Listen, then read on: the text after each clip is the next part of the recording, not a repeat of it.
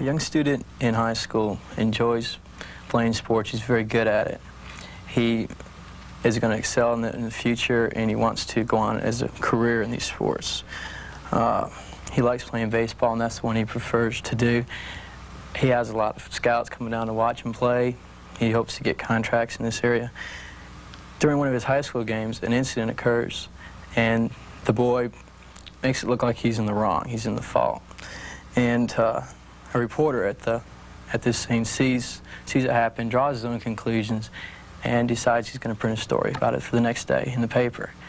He has to meet a deadline, so he does immediately on himself without getting all the facts. After the story comes out, the scouts in the community and the people see and hear the story, and the boy becomes cut from the teams. He can no longer get the contracts. They're given to somebody else, and his career and his life is pretty much altered and changed because of this justifiable story the reporters printed. And about a week later, the truth comes out, and the story was wrong. This boy had done nothing wrong. The reporter printed a retraction statement and apologized, but yet the apology still won't bring the contracts back for this person. His life still has been changed. The views of the coaches and everything is set. This is just a small example of the amount of power that the press has.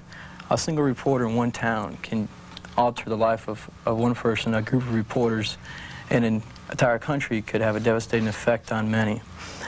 To prove the power of the press, to gain insight on how and why they have that power, and to show ways in which we can learn to control this power, are some of the ways I hope to show you my beliefs of the unethical standards of the press.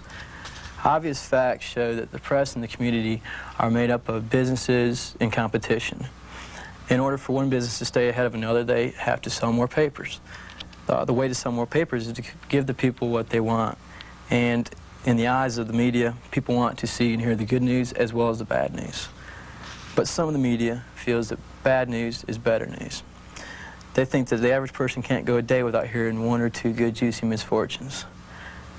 The reporters' tactics are, in a way, unethical in themselves. You can find them to be questionable, such as intruding on people's privacies, soliciting documents, rewording the truth just to get a story or to sell that extra paper. Now, you're probably saying, it is the responsibility of the press to find and report all news for us. And I believe that's true too, but I also feel it's the responsibility of the press as human beings, as compassionate human beings, to also consider the other person, to consider the outcome of the facts before they print these stories. You're probably curious as to how a single person can change the working format of an entire industry or business. And a couple of ways are you can use the press itself, the paper itself, just to set your own standards, to set your own moral standards through letters to the editor is one way. This way you can express your opinions and not let the media do it for you, because all they're after really is to sell that extra paper. And in conclusion, I'd like to say that I'm not trying to down-talk the media. I think that communities can't grow and prosper without having certain papers, TVs, and I just think that it should be controlled by the public, and the industry needs to be in the public's best interest. Thanks.